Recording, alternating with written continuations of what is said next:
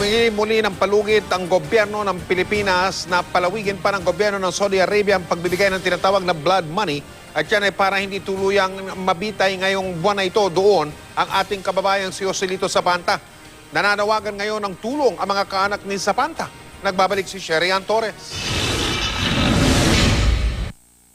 Ngayong buwan nakataktang bitayin ng OFW na si Joselito Zapanta sa Saudi Arabia matapos mapatay ang Sudanese na si Imam Ibrahim noong 2009. Mula noong November 2012, 3 beses nang na-extend ang pagbibigay ni Zapanta ng blood money sa pamilya ng biktima.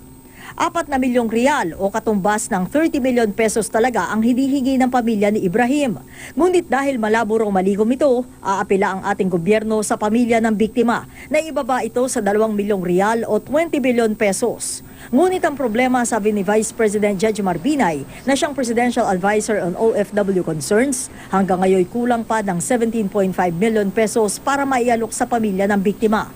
May 2 milyong piso raw na inaasahan si Binay mula sa Pampanga Provincial Government kung saan nakatira si Zapanta. Ang kulang, hindi pa tiyak kung saan kukunin. Ang malungkot nito, kung hindi tayo makakapag-raise ng pera, at pinirmahan ng namumuno ng bansa, yung execution, basta't kukunin na lang yun, tapos executin na. Katuwang sa pagkalap ng dagdag pondo para kay Zapanta, ang Office of the Undersecretary for Migrant Workers Affairs o UMWA ng Department of Foreign Affairs. Ang DFA ginagawa naman daw lahat ng paraan para masagip ang buhay ni Zapanta. Ang lokal na pamahalaan ng Pampanga nananawagan din sa gobyerno ng Saudi Arabia na palawigin pa ang palugit para makakalap ng blood money. Kami po ay umaapila doon sa damdamin ng ating mga kapwa Pilipino na sana ay wag lang tayong nanonood o nakikiramdam ng mga issue ukol dito.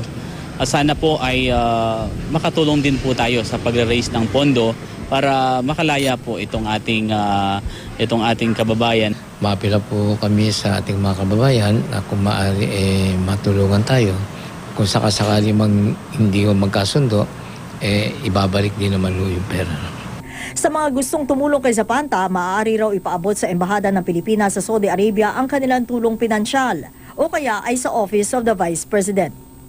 Sherian Torres, Nakatutok, 24 Oras.